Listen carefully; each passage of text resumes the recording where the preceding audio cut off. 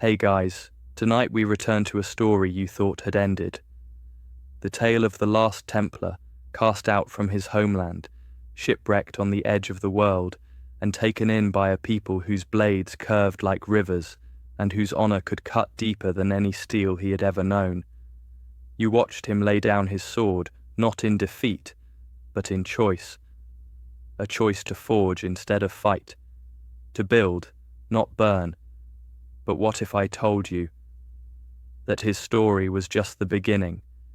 You're about to step into the embers of a forge where silence hammers louder than words, where blades are born not for war but for healing. And the man who once stood amidst crusades and crusaders now stands barefoot on tatami mats, teaching children how to breathe through steel. You probably won't survive this journey with dry eyes. So, before you get comfortable, take a moment to like the video and subscribe, but only if you genuinely enjoy what I do here. Let me know where you're listening from, and what time it is where you are. I love seeing this little global village we're quietly building. Now, dim the lights. Maybe turn on a fan for that soft background hum. And let's ease into tonight's journey together. You wake to the scent of pine ash and morning tea. The forge is quiet, but not cold. The embers still glow faint orange under the iron grate, like they've spent the night whispering to themselves. You rise slowly, feeling every joint in your back speak a soft greeting. You are older now, but not weaker, just more settled. The boy you once were, the boy who crossed continents and lost everything, still walks with you. But his footsteps are softer now. He watches as you lift the hammer not to strike, but to shape. You step outside. Mist rolls off the mountains like breath from a resting dragon. Below, the village stirs. Roosters, soft laughter, a temple bell marking the 6th hour. You are not a knight, you are not even a master smith. You are something rarer. You are at peace. Historians still argue whether a European blacksmith ever influenced the early art of Japanese sword-making. Some say it's romantic fantasy. But curiously, certain 14th century shrine blades bear a folding pattern not native to Japan, and even a few notched guards that resemble the French parrying cross. Quirky tidbit. In some remote villages, there's a children's lullaby about the man from the sea who made swords sleep. No one remembers the lyrics, but the rhythm. It matches the sound of hammer on steel. So here you are, one forge, one fire, one man, and 100 blades yet to be born. Not for kings, not for warlords, but for people who are learning how to hold something sharp without letting it cut them. And tonight, we begin where all great blades begin, not in fire, but in stillness. The forge master's name is Perrin. To the world, he's just a blacksmith, grumpy, greasy, smells like smoke and onions. But to you, he's a magician. His hammer strikes ring like spells, and the heat from his forge feels holier than any cathedral. You show up every day, barefoot and wide-eyed, lingering just outside the workshop. Perrin notices, of course. He doesn't say a word the first week, doesn't ask why you aren't at school, or why your clothes smell like river reeds. He just watches. One afternoon, without looking up, he mutters, "If you're gonna haunt this place, might as well sweep it." And that's how it begins. You sweep, you stack, you fetch water, you blow air through bellows until your arms shake, and still you come back. By 13, Perrin lets you shape your first horseshoe. It's ugly, bent at one end, but it holds together. And when the local priest's donkey trots on it without complaint, you feel a thrill that no prayer has ever given you. By 15, you're making nails faster than Perrin can count. By 17, Noblemen are showing up, asking for swords, not Perrin's, yours. They say the blades you forge feel different, like they want to move, as if they're already looking for the hands that will wield them. You don't know how to explain it. You just listen, to the metal, to the rhythm, to something deeper than sound. One traveling knight, tall, draped in red silk, calls your forge the Temple of Fire. He says the dagger you made saved his life twice, once in battle, and once in silence, when he placed it on a table instead of drawing it. That's when you begin to understand. A blade is more than a weapon. It's a choice. You spend long nights experimenting, mixing iron from different villages, adding tiny bits of ash from oak trees, even whispering prayers while you strike the final blows. Not because you're superstitious, because you believe intention matters. Perrin watches you quietly now, rarely interrupting. One night, over burnt bread and soup, he says, "You've got gold in your wrists, boy. But beware, people don't always want truth. Sometimes they want steel that screams, not sings." You don't answer, because deep down, you wonder if he's right. Historians still argue whether your early swords really had some mystical quality. Some say it was the local ore. Others claim you had learned secret cooling techniques lost to time. But those who held your blades didn't care about the how, only the feeling, like gripping something alive, listening to something silent. And you, young, quiet, with soot-stained cheeks, you begin to feel cooled, not by fame, not by power, by purpose. Then one autumn morning, the priest arrives with news. The church calls for a new crusade. You're not surprised. The village whispers have been louder than the hammer lately. But you're not ready for what happens next. Perrin says nothing, just lays out your tools one by one, hangs up your apron, and for the first time in a decade, forges a blade himself. It's for you. A longsword, straight, balanced, beautiful, but simple. When he hands it to you, he says, "This one doesn't need to sing. You do." You leave the next day, with a blade on your back, and a forge still warm behind you. You ride south, toward the sea, your sword wrapped in linen, your tools packed tight in a leather roll strapped to the saddle. The world stretches open. Roads thicken with pilgrims, merchants, and young men with bright eyes and borrowed armor. Everyone's chasing glory, redemption, or at the very least, a story worth telling. You're not so sure what you're chasing. Maybe purpose, maybe forgiveness, maybe just a way to feel useful far from the hiss of quenched iron. At the port of Marseille, you board a vessel meant for nobles and knights. You're neither, but the captain lets you on because his first mate needs a blacksmith. A bent anchor pin is your ticket aboard. The ship groans under the weight of men and steel. Banners flap, psalms rise. And below deck, the smell of sweat and ambition clogs every breath. You keep your head down. The others talk of Jerusalem as if it's heaven on earth, of glory in the name of God, of slaughter as sacred work. You nod, you smile, but your hammer hand never strays far from your blade.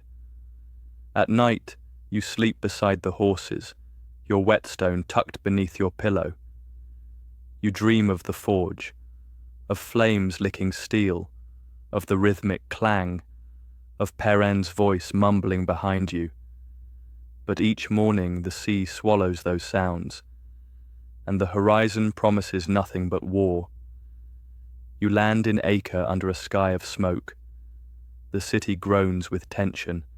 Dust coats every flag. And there, at the gates of a crumbling fortress, you see them. The red crosses, the white robes, the eyes that do not blink, the Knights Templar. They do not welcome, they do not question. They simply nod as you approach and fall into step behind their banner. For the first time, you sheath your sword at your side, not as a tool, not as art, but as a weapon. You kneel during their oaths, repeat their prayers, learn their codes, and something inside you begins to harden. The forge within cools. You do not make any more. You only march. The months blur. Cities burn. Wells are poisoned. Children cry in languages you do not understand. You sharpen swords that return with blood still warm on them. You hammer dents into shields that held against arrows and screams. And at night, when your brothers sleep with blades beside them, you stare at the stars and wonder, what are we actually saving? One evening, you find a broken blade on the battlefield. It's one you made. From home. The spiral flame mark still visible near the hilt. You bury it in the sand. Not from guilt, from grief. Historians still argue whether the Templars ever truly allowed smiths into their ranks. Some claim you were just a blacksmith in armor. Others say you were knighted after saving a commander's life during a siege with nothing but a forge poker. The truth lies somewhere in between. You were not made for killing, but you were good at it, and that haunted you. The longer you stayed, the more distant the forge felt, like a dream from another life. The hammer's rhythm replaced by chants, the hiss of water lost to the hiss of arrows, and yet, deep inside, the steel never forgot you. It waited, because even fire knows when to hold still. You trudge through scorched fields where nothing grows, not even regret. The crusade is no longer a holy war. It's a slow unraveling, a grinding machine of men and sand and heat that consumes everything. Faith, flesh, and memory. And you. You've become something you don't recognize. You don't pray anymore. You don't craft. You follow orders, you polish blades, and you kill only when you must. The fire in your chest, the one that once forged beauty, burns low, reduced to embers hidden under ash. But deep down, something still glows. Then one night, it happens. The fortress falls. You're inside when the alarm bells scream. Arrows blot out the moon. Men shout your name, but you don't answer. You're too busy breaking apart the forge, scattering coal, smashing your own anvil. Because if they're going to take the city, they won't take your work, not your fire, not your legacy. You grab your sword, Perrin's sword, and slip out a side gate before it collapses. Behind you, the tower burns like a torch held too long. You run until your lungs taste blood. For days you travel under darkness, avoiding both friend and foe. You find an old caravan route and pay a Mongol scout to lead you east, farther than anyone you know has ever gone. You give him your best dagger as payment. He flips it in his palm, eyes narrowed. Then he nods once, and the journey begins. Weeks become months. You sleep under desert stars and sail past ports whose names you can't pronounce. You see temples carved into cliffs, mountains that breathe clouds, and rivers that sing in bamboo voices. One night, by a campfire near the edge of an unfamiliar sea, a traveller tells you of a land where swords are curved and quiet, where men fight not for conquest, but for honor, where a single blade can tell the story of its maker, its master, and its moment of truth. You lean forward, not as a knight, not as a runaway, but as a smith. The traveller says the blades are called katana, folded steel as light as wind, sharp enough to split silence, forged with care, sharpened with patience, worn with purpose. You can't sleep that night. Your hand itches for a hammer. Your mind draws schematics you've never seen, and your heart whispers something it hasn't said in years. Maybe it's not over. Historians still debate where you disappeared after the fall of Acre. Some think you died in the sea. Others say you were taken by bandits along the Silk Road. But one obscure scroll, found in a temple far east, tells of a foreigner with eyes like ash and hands like fire, who never spoke of his past, but could fold metal so precise it sang in the rain. And we know that scroll was no myth, because this is the part of the story no one told, until now. You stand at the edge of a new world, and the forge inside you, it begins to warm again. The island greets you with fog, salt, and suspicion. Your ship, a creaking beast of patched sails and borrowed prayers, scrapes onto a rocky cove at dawn. No ports, no banners, just mist and mountains that rise like ghosts above the sea. You step onto the shore barefoot, the sand damp and dark, your boots left behind with everything you no longer need to be. Behind you, a past scorched in fire. Before you, a land where even the trees seem to whisper in judgment. Welcome to Nippon, the land of curved blades and straight silence. The locals don't know what to make of you. You're taller than most, with soot-etched hands and eyes that never blink too long. You speak no Japanese. They speak no French, no Latin, not even the rough-travelled tongue of trade. So you communicate the only way you can. You bow, you wait, you listen. At first, they feed you like a stray. Rice, pickled roots, a small jug of water set beside your resting mat. You sleep in a storage shed, curled beside baskets of drying fish. But you do not complain, because for the first time in years, you're not running. They call you Yabanjin, the foreigner. Children peek through slats to watch you hammer stones together. You repair broken steps at the shrine. You mend a cracked well bucket. You rebuild a collapsed kiln without being asked. And eventually, they stop calling you names. They start calling you Tetsu no Ti, Iron Hands. One morning, a monk brings you to a secluded forge in the hills. You kneel at the threshold. An old man eyes you with the calm patience of a glacier. He doesn't ask who you are.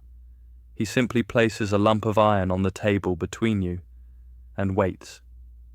You pick it up. It's different. Not like Western steel, dense and heavy. This is tamahagan, raw Japanese iron, light and brittle, but filled with hidden potential. You press your thumb against its grain. It hums. Your eyes meet the old man's. No words, just understanding. Historians still argue whether a foreigner was ever trained in the sacred art of katana forging. Japanese records are scarce, but some scrolls mention an iron-handed spirit who did not speak, but who knew the soul of steel. And you? You don't care what they'll believe. You're not here to be remembered, you're here to learn. The old smith doesn't teach you with instructions, he teaches by waiting. If you rush, the forge punishes you. If you force the metal, it shatters. If you think too loudly, the blade warps. But when you breathe, when you feel, the steel responds. And just like that, the forge inside you roars to life again. You don't ask to make a sword. Not yet. You sweep ash. You chop wood. You stir charcoal. And every night, as you lie beneath a thatched roof, the river nearby murmurs the same song you once knew, long ago. in a place with a forge beside the Rhone. Weeks turn to months, and still, you do not touch a blade. Instead, you touch everything else. You grind stones into powder. You knead clay with your hands. You cut pine wood for scabbards, twist rope from rice straw, and watch the coals whisper secrets in the stillness of early dawn. You've been a smith for years, but now you're becoming something else, a listener. Because here, forging is not just technique, it's philosophy. You don't just work the steel, you ask permission from it. The old master, still silent, still sharp, watches you from across the forge. His name is never spoken aloud. The villagers bow too deeply to risk it. But you've given him your own name for him, the flame that waits.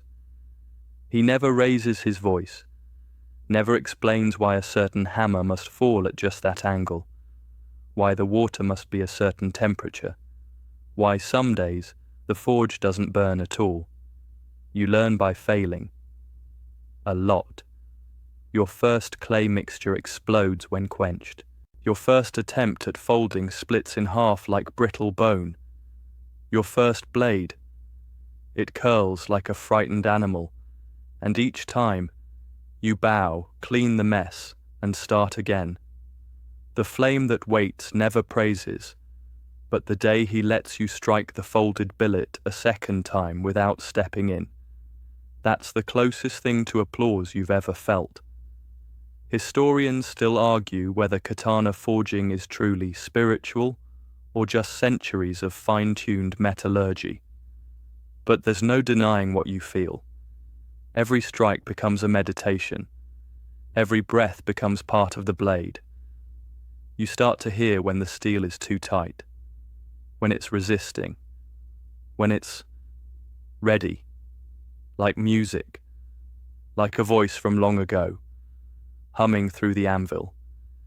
You start to notice things, how different woods smell in the flame, how the breeze shifts the heat, how the bird song stops just before something goes wrong. One night, as you stir the forge embers, the flame that waits finally speaks. One word, one. Still. You freeze, not in fear, but in reverence. Because the word isn't a command, it's a description of you. You've finally learned how to be still. You don't know when it happens exactly. Maybe while tempering, or maybe while watching water steam off the blade in prayer-like curls, but the steel no longer feels foreign. It feels like home. Not France, not acre, not war, just this. Heat, rhythm, focus. You remember something Perrin once said, half drunken by the forge. There's a moment when the steel stops being metal. It becomes memory. And now you understand. Because every hammer strike is shaping more than a blade. It's shaping you. And finally, one day, the flame that waits brings out a length of tamahagain, sets it in front of you, says nothing, and walks away. It's time. The tamahagain rests on the table like a curled breath.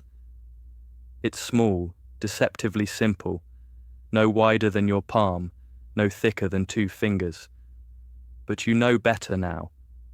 Within that dull grey lump lies a storm of potential, layer upon layer of carbon and iron whispering secrets to anyone patient enough to listen. And you are patient. You've learned to wait, to feel, to breathe with the metal. So when the master leaves it in your care and disappears into the trees, you don't rush. You sit with it first. Just sit. Let the shape settle in your eyes. Let the weight find its place in your hand.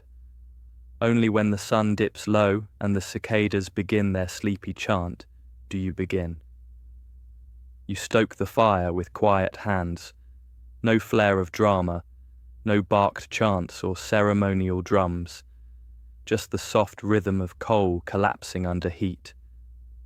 Just your breath sinking with the flame, just that ancient familiarity of man and metal alone.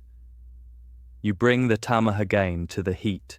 It glows reluctantly at first, like an old knight remembering battle. You fold, once, then again, then again. 8 times, 12, maybe more. You lose count. Not because you're distracted, but because your mind has let go of numbers. You're not building a blade. You're revealing one. Historians still argue how many times traditional katana steel was folded. Some say 15 is the limit before the carbon balance breaks. Others whisper of hidden masters who folded 30 times, creating grain so fine it shimmered in moonlight. You don't count. You listen. When the billet sings too high, you cool it. When it stiffens, you rest it. And when it sighs, that subtle, nearly imperceptible breath of readiness, you strike, not with power, with precision. You mold the shape slow. You curve the spine just enough. The edge, sharp but patient. And when it's time to quench that moment of truth, you don't tremble. You breathe. The blade enters water like a ghost returning home. Steam swirls, bubbles rise, and for a moment the forge holds its breath. You pull the blade free, straight, elegant, darkened from the fire, but not broken, not warped, alive. You do not smile. You bow, not to anyone, but to the blade. It has survived. It has become, and that is enough. You spend the next 3 days sharpening, not like before, not with speed, with reverence, 1,000 strokes, 1,000 thoughts, 1,000 quiet thank yous whispered with every pass of the stone.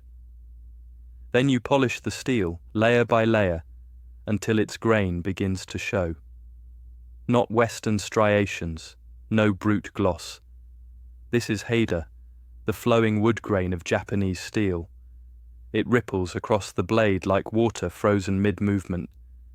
You touch it with your fingers. It hums, like a bell only you can hear. When the flame that waits returns, he does not speak.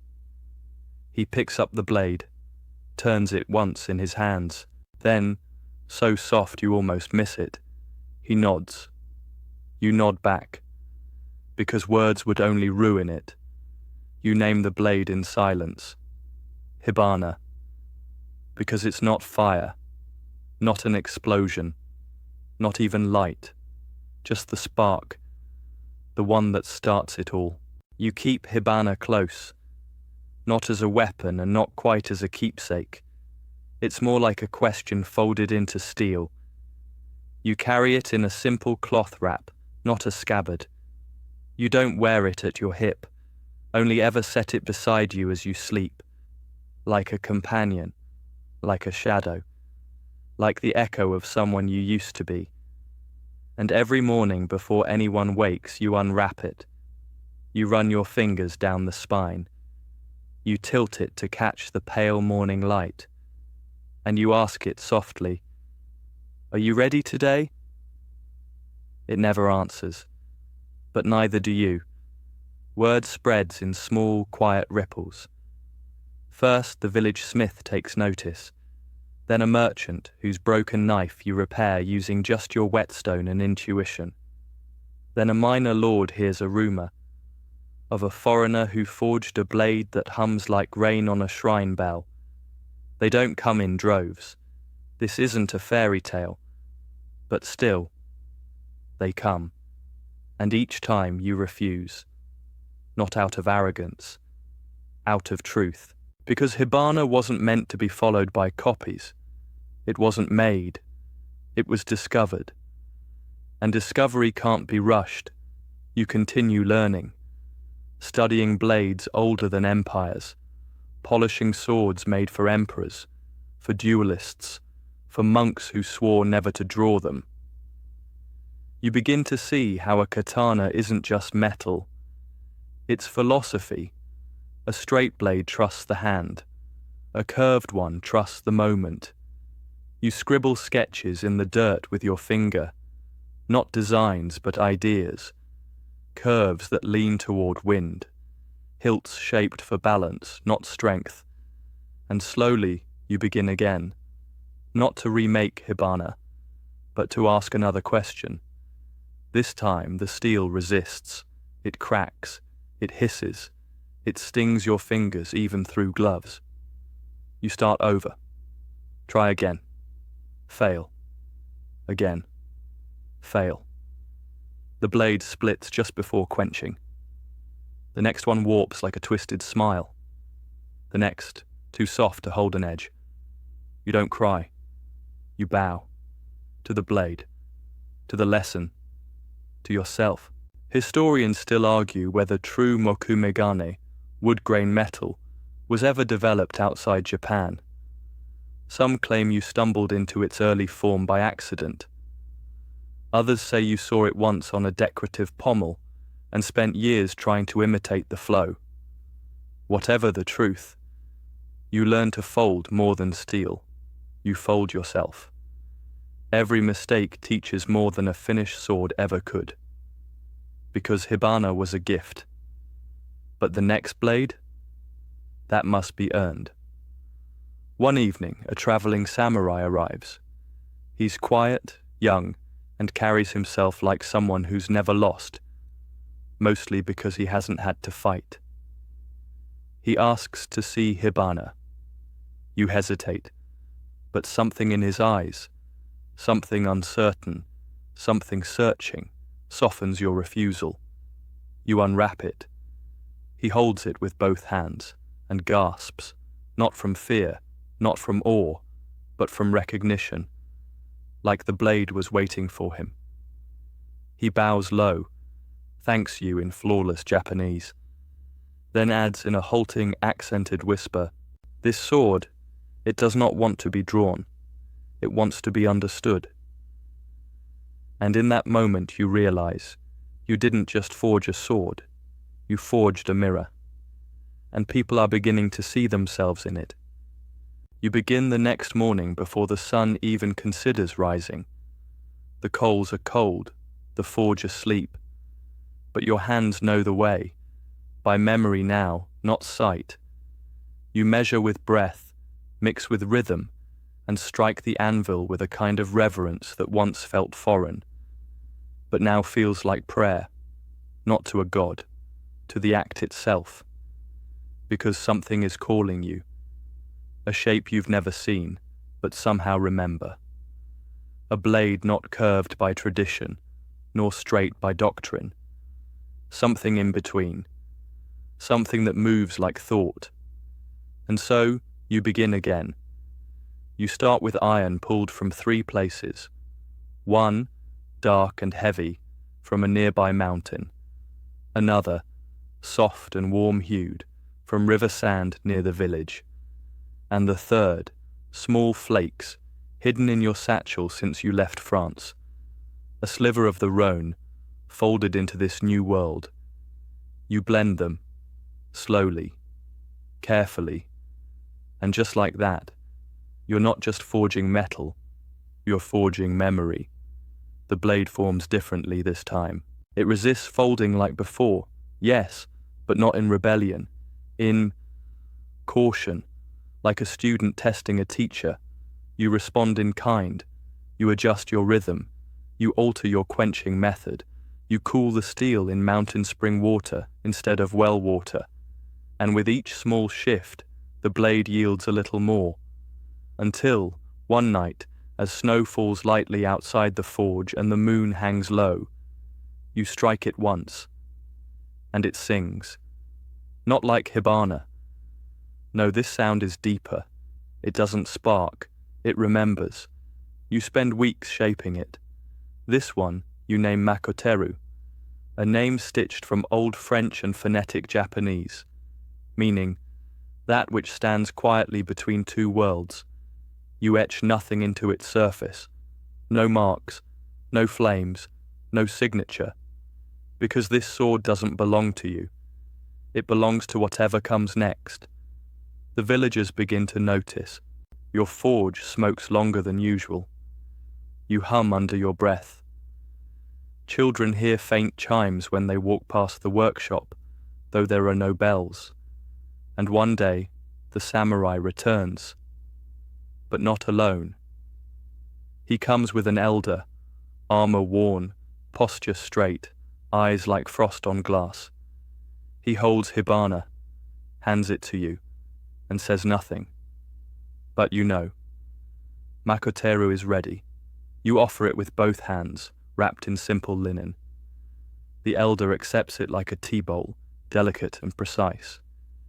He draws it only halfway. The blade catches the light. Then he sheathes it again. Not another word is spoken, but his bow is deeper than you expected. And when he walks away, Makoteru at his side. It feels like watching a part of yourself go off to write its own chapter. Historians still argue about the origin of hybrid blades found in obscure mountain temples, blades with European tangs and Japanese curvature. Some say they're fakes. Others believe they're the result of cross-cultural apprenticeship during the lost decades of the late Muromachi period. But one scroll speaks of a sword named Makoteru, a blade never meant for war, but for memory. And tonight, that scroll still sits untouched, deep in the archives, waiting for someone to ask the right question. Winter settles like an old blanket across the mountains. The forge, usually a sanctuary of heat and rhythm, becomes a shrine of stillness. Even the bellows seem to breathe more slowly. The anvil, cold to the touch, waits. Not impatient, just expectant.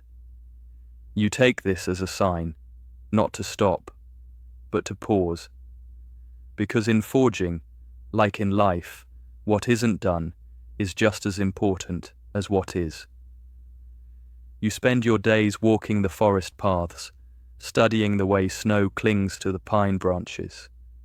You observe the arcs of bird wings, the way bamboo bends without breaking. You begin to see swords in everything, not just in the shapes, though those are everywhere, but in the spirit. A path is a blade, a silence is a sheath, a decision is a strike. And in this quiet season, you're no longer just a smith, you're a student of stillness. The flame that waits, still alive, still watching, brings you an old blade one day.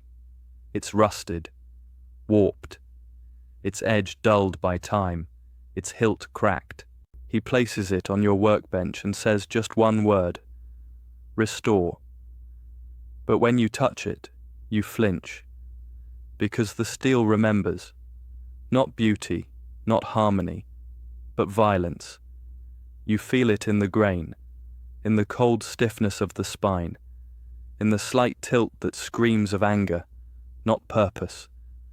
This sword was not forged, it was forced. You look to the flame that waits.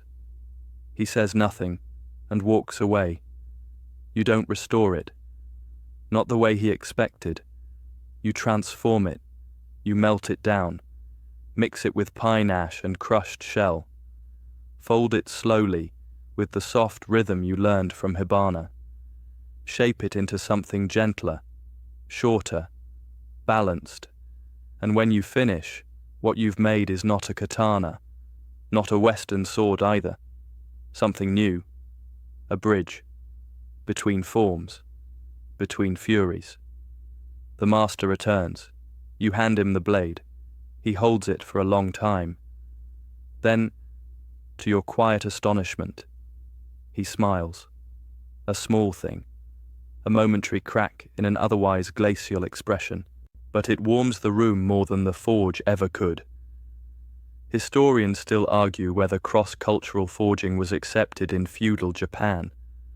Most records suggest it was taboo, But hidden in private journals are entries, brief, cautious notes, about the foreigner with mountain patience, and the sword with no name, yet perfect weight. And now, even you begin to understand. You're not here just to forge weapons. You're here to forge ideas. The seasons shift. The snow melts. The forge smokes again, this time slower, less frantic. You take fewer commissions, speak less. Even your strikes are softer, more meditative. Because now you understand. A blade doesn't shout its purpose. It waits to be understood. Spring arrives like a whisper. Cherry blossoms bloom across the village paths, blanketing the earth in soft pink and white, like snowfall that's decided to be gentle for once. The river runs clearer. The forge hums brighter, and the wind carries fewer ghosts.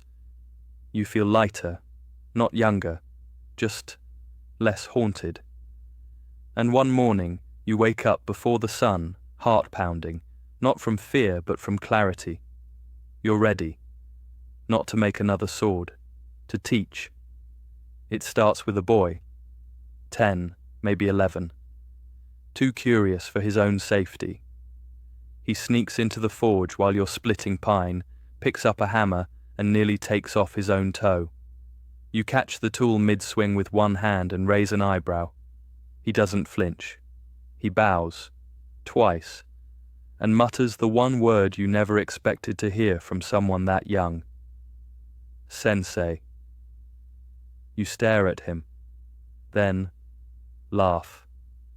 Not because it's funny, but because it feels like the past reaching out to shake your hand. You don't say yes. You don't need to. The blade is unchanged, still curved, still balanced, still quietly alive. But your hands have changed. They no longer tremble. They no longer ache.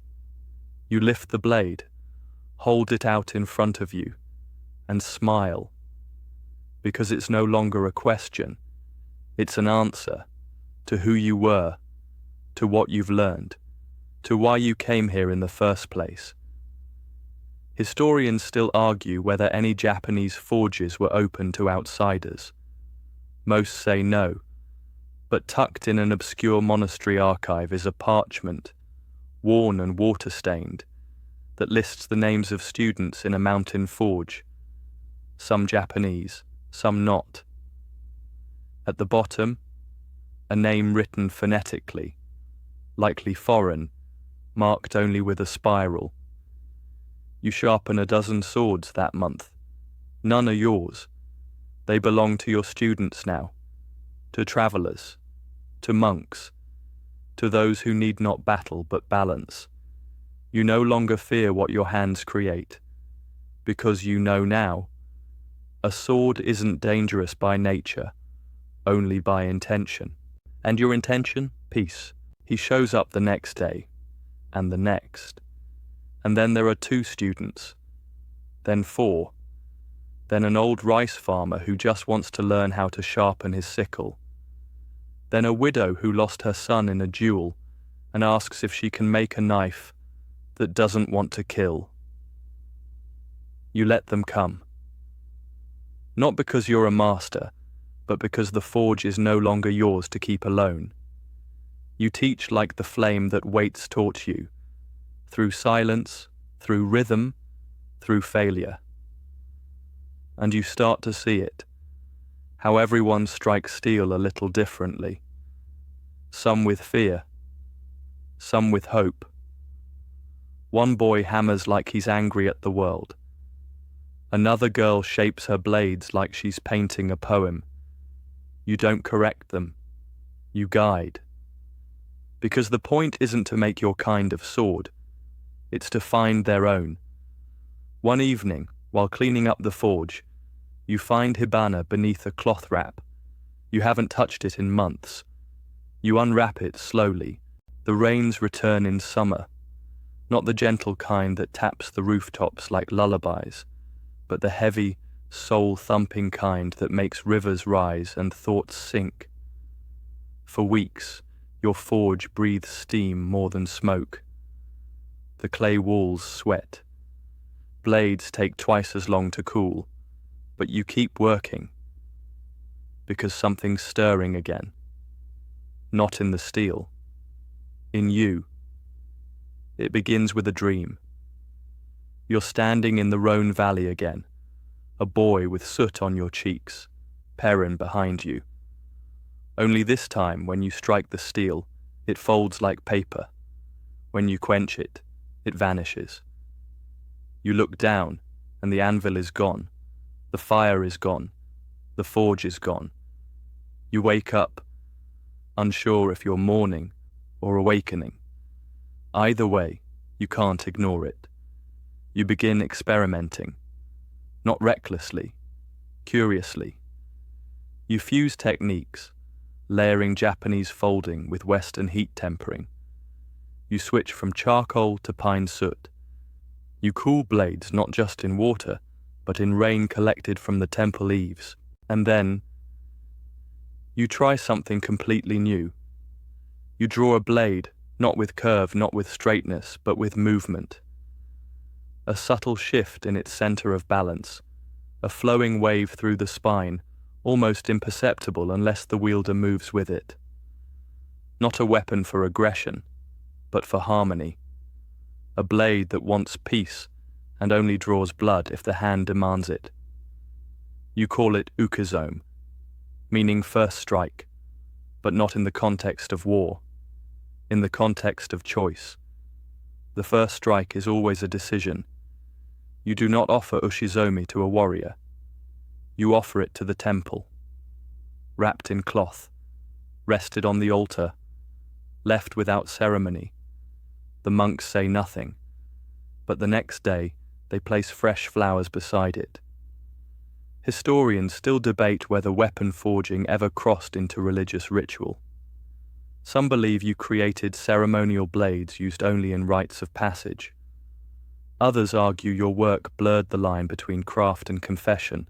What is known is that from this point on, blades made in your forge are never drawn without intention, not for duel, not for defense, but for reflection. You build a new annex on the forge, not for more fire, for quiet, a room with polished floors, paper walls, and no tools. Just tatami mats and scrolls, each one handwritten, detailing how a sword must first be forged in mind, not metal. Your students read them in silence. Some never return to the forge again. And that's okay, because not every blade needs to be made from steel. And then, one day, a young samurai approaches, not bold, not proud, but trembling. He has no sword, just a broken scabbard and a scar across his palm. He says nothing. You offer him a broom. He takes it, and just like that, another story begins. You don't ask for the young samurai's story, not because you aren't curious, but because you've learned the forge will draw it out in time. Metal has a way of revealing people. You just have to wait for the temperature to rise and the silence to settle. For the first week, he sweeps, quiet, dutiful, never late. For the second, he chops wood. His strikes are sharp, too sharp. You watch as each swing lands with the desperation of someone trying to cut through something else entirely. You hand him a dull blade and ask him to shape pine instead. The next day the edges are smoother. Eventually he asks, not with words, but with a glance at the empty anvil. You nod once and he bows. Together you begin. But this time you don't lead. You follow. Let him set the rhythm. Let him shape the blade's spine first instead of the edge. Let him make the mistake of quenching too soon. Then let him sit with the warping curve that follows. He doesn't cry. He bows. And in that gesture, you see it. The wound wasn't just across his palm. It was inside. He doesn't want to make a weapon. He wants to make peace with himself. And that's when you realize. The forge isn't just a place for creating swords anymore. It's a place for healing. Historians don't write about this part. About how some bladesmiths were more like monks. About how in some hidden villages, swords were forged to honor grief, not glory.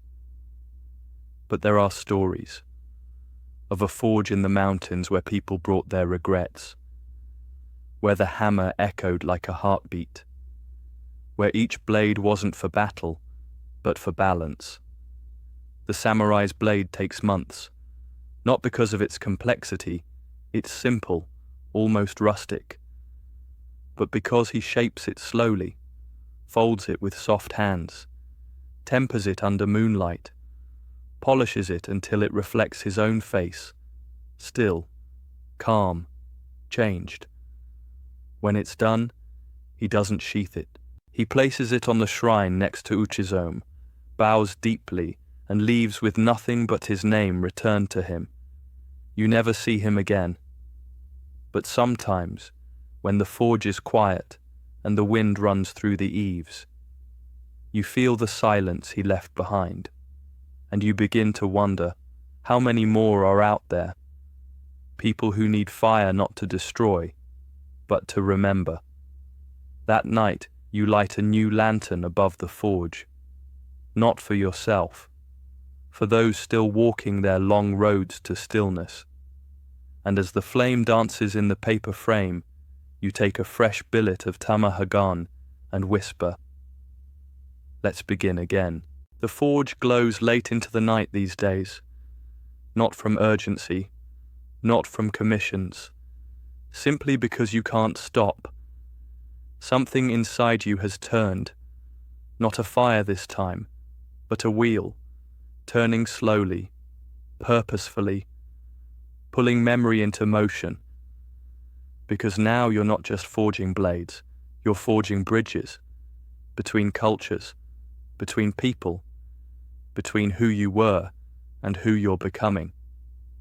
You start keeping a journal, not of technique, that would be easy, but of philosophy. Each page begins with a question. What does it mean for a sword to protect without cutting? Can silence be folded into steel? How does grief shape the edge? Some questions stay unanswered. Some answers shape your next design. All of them help you stay awake. One afternoon, a courier arrives from the coast. He carries with him an old chest, sealed with wax, marked with a French crest long forgotten by history. You open it slowly. Inside, a rusted helmet, a cracked crucifix, and a folded parchment. The seal, red wax with a Templar cross, still intact. Your hands tremble. You unfold it. The letter is short. Your name is mentioned. It's a call for survivors. A final rally for those who still believe in the order, somewhere in the east. But you feel nothing. No fire, no pull, no ghost of loyalty. You roll the parchment up, set it back in the chest. Then you walk to the forge and add it to the flames. It burns quickly, almost gratefully. Historians still debate how long Templar survivors lived in exile. Some believe a handful made it to Ethiopia, others to Scotland or Cyprus. But there's a persistent legend, ignored by most scholars, of a knight who vanished into the Far East and never returned. Some say he died in the mountains. Others whisper that he laid down his sword for good. No one ever imagined. He became a smith. That night, you begin your most ambitious blade yet. Not because it's longer, because it holds everything. The techniques you learned from Perrin, the calm of the flame that waits, the fold of Hibana, the stillness of Makoteru, the compassion of Ukizome, and your own forgiveness. You name it quietly, under your breath. Ashioto. Footsteps. Because this blade is not an end. It's the path itself. You won't keep it. You won't sell it. You'll leave it behind someday, for someone who needs it. Someone lost. Someone tired. Someone who hasn't found their own forge yet. You wake earlier than usual. Not because of noise, there isn't any, but because of stillness. A kind of silence so full, it feels like standing in a cathedral built of mist. You step outside the forge. The mountain air is crisp, tinged with the scent of ash and rain-soaked pine. The path to the village is empty, but the feeling is unmistakable. Something is coming. Later that morning, a traveller arrives, ragged, road-worn, carrying no sword, only a wrapped bundle on his back and a limp in his step that speaks of many battles lost or barely survived. You recognize the eyes immediately, not the colour, not the shape, but the look. He's a man looking for something he doesn't know how to name. You've worn that look. He bows low and offers the bundle. Inside, a broken katana. Blade snapped clean in two. Hilt wrapped in silk stained with what looks like dried tears. He asks if it can be restored. You don't answer. You only gesture to the forge. He stays. For days, then weeks. He helps with coal, with bellows, with grinding wheels. He sharpens tools with the reverence of someone preparing a funeral. He sleeps in the same corner where you once slept, curled near baskets of fish and old prayers. But he never asks for the blade again, and that tells you everything. He's not here to fix something. He's here to forgive something. One night, as the fire dies and the forge glows like a tired heartbeat, you unwrap Ashioto. Let him hold it. He hesitates, then takes it in both hands, draws it slowly. The blade hums, not loudly, but in a way that fills the space between you. Then he sheathes it and bows. So deeply, you almost forget to breathe.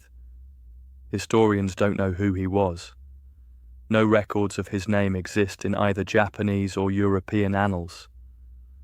But one monk's memoir, found centuries later in a collapsed shrine, describes a sword that calmed a man's soul more than any priest or poem.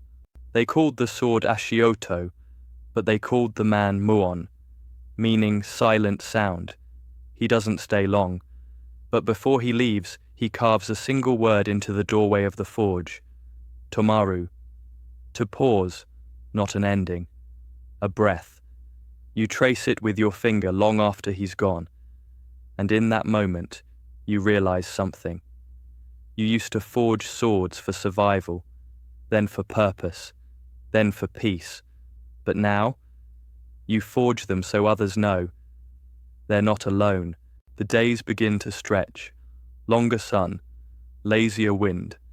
Even the forge, once your relentless heartbeat, now flickers more softly, as if knowing that its work is slowing, settling into memory. You keep forging, but not with urgency, with gratitude, because every blade you make now feels like a thank you letter to the path that brought you here. One afternoon, while repairing an old farming sickle, a child tugs at your sleeve. She's no older than 5, cheeks smudged with charcoal dust, eyes wide with something too curious to ignore. She points at the hammer, then at herself, then at the anvil. You hesitate, then hand her a piece of scrap iron and step aside. She holds the hammer like it's a feather, taps once, taps again, and laughs, not at the sound, at the feeling. And suddenly you remember Perrin, his grin, his calloused hands guiding yours, the heat, the sparks, the sense that something sacred was happening, right there, in the clang of iron. The past folds into the present. and the forge becomes a circle. You begin keeping stories, not written, not recited, forged. Each blade you make now carries something specific, a name, a symbol, a memory, not to be passed down like treasure, but like truth. You etch small grooves into the tangs, ones that only the bearer will ever see. Tiny lines that mean you are more than what you carry. It's a quiet revolution, not of rebellion, of reminder. Historians won't find these blades, because most are never drawn, never used in war, never carried into battle.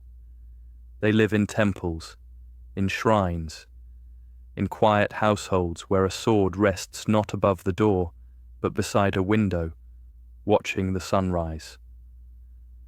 There's a phrase carved onto one of them, found centuries later, barely legible.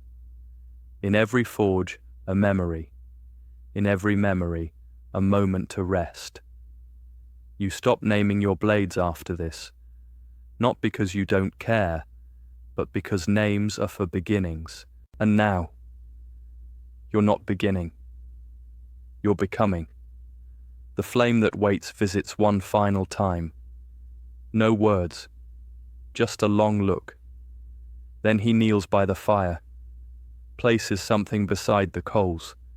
It's his hammer, worn smooth, cracked at the handle, still humming softly, like it remembers every strike you ever watched him take. He bows once and leaves. You don't follow, you don't call out, because you understand. The forge is yours now. But the way is for anyone willing to listen. The forge is quieter now. Not because it's empty, but because it no longer needs to prove anything. The fire burns gently. The hammer swings slower. Even the anvil seems to sigh, like it too has earned the right to rest between strikes. You spend more time watching the wind move through the trees than sharpening blades, not because you've stopped caring, but because you've started trusting. The forge will hold its shape, the steel will remember, and so will the people you've taught. You keep the door open at all hours. Strangers still come, some with broken swords, some with calloused hands and silent mouths, some with only questions, carried in their eyes like forgotten luggage. You no longer answer directly. You simply hand them a broom, or a hammer, or a place to sleep, because you've learned that most people don't come here for steel. They come here to feel safe again.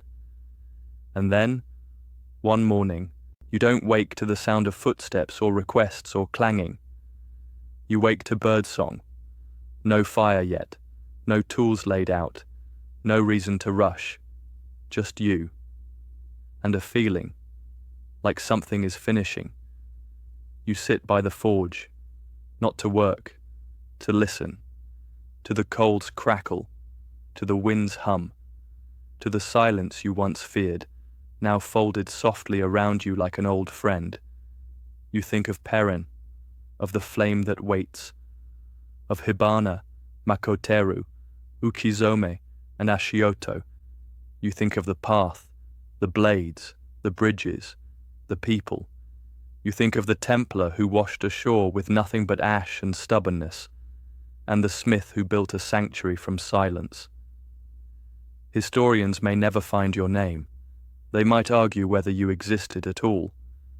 But in some mountain forges, passed down through centuries of hushed breath and gentle fire, there are stories of a man who came from far away, who forged peace where war once lived, who never asked to be remembered, only to build something worth leaving behind. You extinguish the forge's flame that evening, not because it's over, but because the next fire must be someone else's to light. You fold your apron, bow once to the anvil, and walk outside, barefoot, for the first time in years. The earth is cool, the sky wide, and you, You feel no weight in your hands, because everything you needed to carry is already in the steel you left behind. The mountain air feels different now. You no longer count the seasons by the rhythm of forging days, but by the flowering of trees, the return of birds, the softness of dusk. There's no urgency, no clients, no commissions waiting. Just a quiet kind of fullness, like the forge has become a garden. And you, a gardener of fire and stillness. Sometimes you sit with your students, not as their teacher, but as their witness. You watch as one sharpens a blade without even looking. Another shapes steel with hands that used to tremble. A third folds metal while humming a lullaby you once thought only Perrin knew. They don't need your help anymore. And you realize something. That's the point. You weren't meant to lead them forever, only long enough to remind them who they were. You begin writing again, not instructions, reflections. Tiny phrases etched onto scraps of old parchment, tucked inside blade wrappings or tea tins. Some are barely legible. Some are jokes only you understand. Some are meant to be found years from now, by someone whose hands will tremble the way yours once did. You write one especially for a child who hasn't come yet. A blade, if loved, becomes a mirror. Strike wisely, at yourself first. You hide it beneath a loose floor tile in the forge, just in case. Historians rarely speak of legacy in terms of silence. They measure it in battles won, texts preserved, names remembered.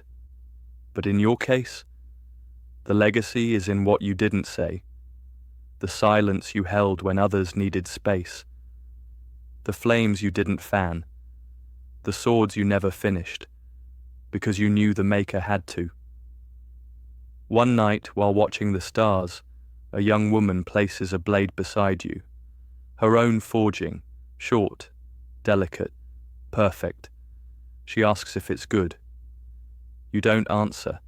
You place your hand over hers, and together you sheath it, not because it's ready for battle, but because it's complete. The forge isn't a place anymore. It's an invitation to return, to reflect, to begin again. And that invitation will remain, even when you're gone. It happens in early autumn. The wind carries that particular kind of chill that speaks not of winter, but of memory. The trees blush. The river runs a little slower. Even the stones seem to hold their breath. And one morning, just as the first leaves begin to fall, you stop lighting the forge, not because you're tired, but because you no longer need the fire to feel warm. Instead, you walk, down trails once unfamiliar, past trees that have grown older alongside you, into villages where no one remembers your name, but everyone recognizes your silence. You carry nothing, no sword, no hammer, just a satchel of tea, a flint stone, and a few worn scrolls tied in simple twine.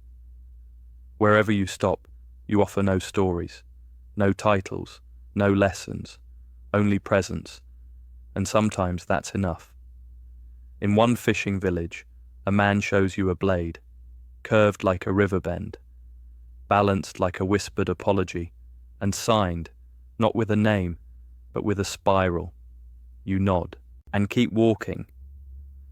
In a roadside shrine, you find a child meditating beside a polished short sword. She doesn't look up, but she whispers, "I dreamed of a forge in the mountains."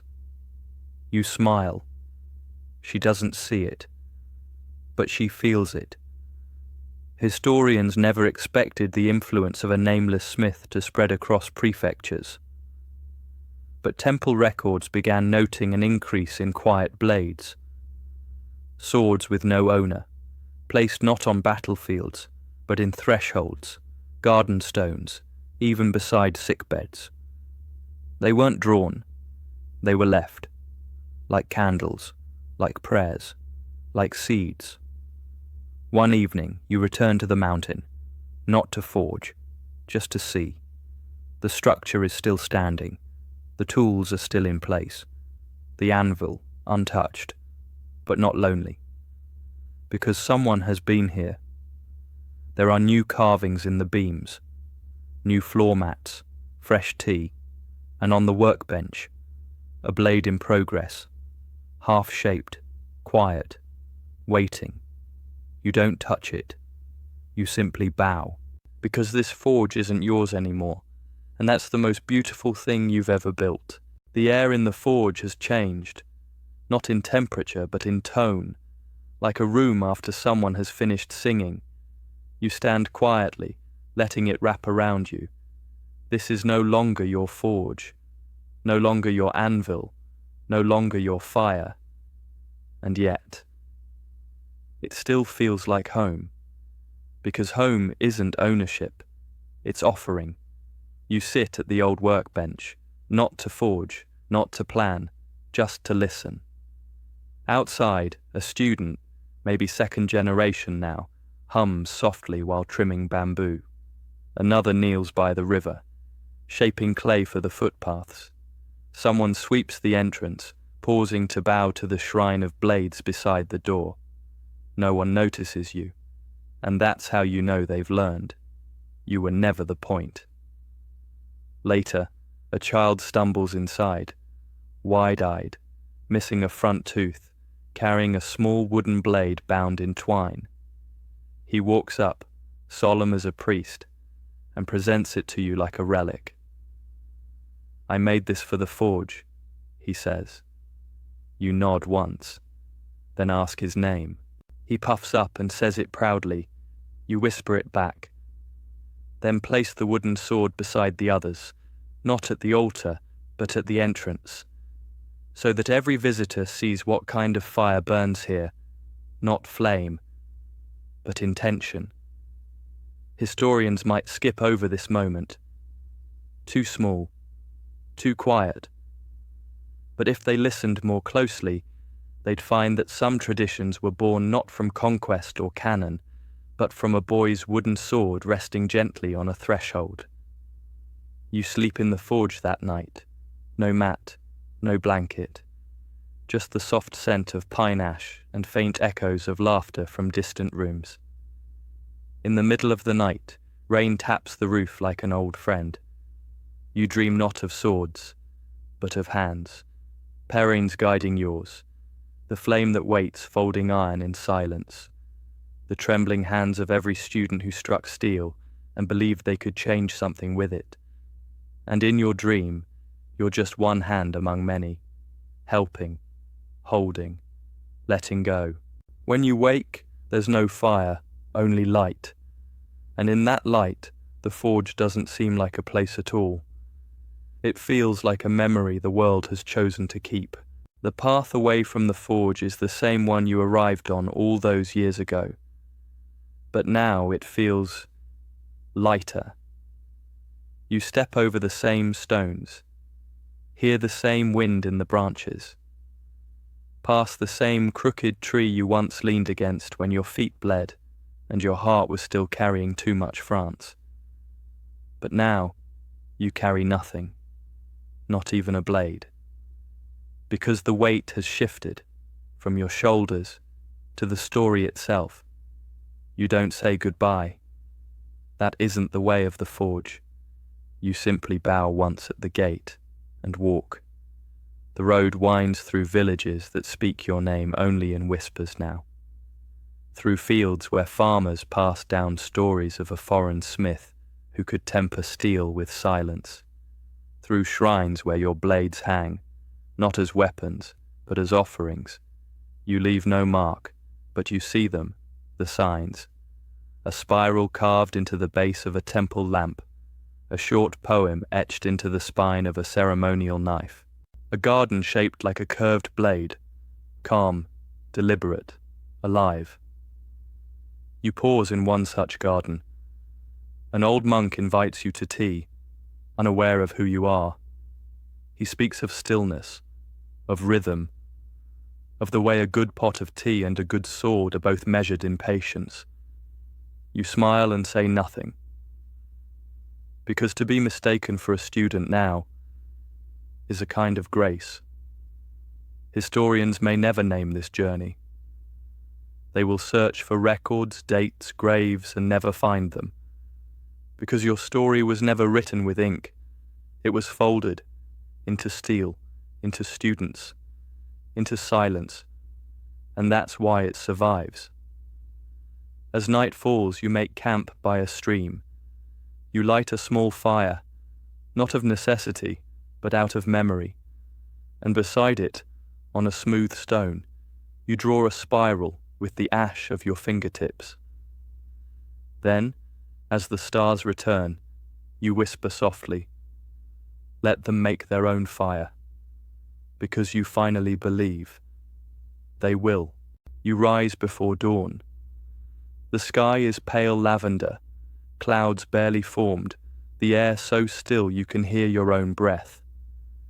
You gather your satchel, lighter than ever, and walk until the trees thin, revealing the ocean far below, the same sea that brought you here. So many years ago, you sit on a worn stone overlooking the cliffs, the same place where fishermen first found you, half dead, half ash, completely untethered. But now you are neither lost nor broken. You are finished, and like a blade that's been quenched just right. You are whole. You breathe, not to calm yourself, to thank the air. You close your eyes and listen, to waves, to birds, to wind, and somewhere deeper, to the forge still echoing inside you. Not loudly, just enough. Your mind drifts, not backward, not forward, but outward. To the children learning the art of balance through steel, to the monks who place your blades beside prayer stones, to the students who will never know your name, only your silence. You don't wish to be remembered. You wish for them to remember themselves, and the forge will help them do that. Historians won't understand this moment. They'll ask, "Where did he go?" They'll guess, "Did he die in the mountains? Did he sail home? Was he real?" But they'll miss the point. Because a sword is never about who forged it. It's about who wields it with purpose. And your purpose. It was never to conquer. It was to pass the flame. You reach into your satchel. Inside a final blade. Short, light, balanced. No name, no signature. Only a spiral carved gently into the tang. You place it under the roots of a pine tree overlooking the sea. Cover it with stone and earth, and whisper, "For the one who needs it." Then you stand, breathe once more, and walk into the forest. No blade, no title, no destination. Only the quiet sound of footsteps, the kind that know they're not leaving something behind. They're returning it. And now, the forge is quiet. The flames have dimmed. The steel has cooled. And the path, once so long and tangled, has finally opened into a soft clearing where the only thing left is stillness. You're not holding a sword anymore. You're holding breath. A gentle, patient breath that doesn't rush forward or linger behind. Just enough to remind you that you've come a long way, from ships and fire and war, to silence and pine and peace. Let the sound of the anvil fade now. Let the memory of sparks drift like smoke. Let the echo of each footstep soften into the earth beneath you. Because what you've heard tonight wasn't just a story. It was a practice, a way of folding pain into purpose, of tempering memory into meaning, of forging, not weapons, but a kind of stillness you can carry with you. Whether you were the Templar, the smith, the student, or simply the listener, you were always becoming, and in that becoming, you found the thing that matters most. Not the sword, not the forge, but the choice, to shape what hurts into what heals. So let your shoulders drop, let your breath slow, let your thoughts settle like coals no longer stirred. You are safe now, you are still now, and whatever road lies ahead, it doesn't need to begin yet. Not tonight. Tonight you rest, and somewhere, perhaps in the mountains, or in memory, or in a dream, you hear it again. The gentle whisper of firelight, folding the world into silence.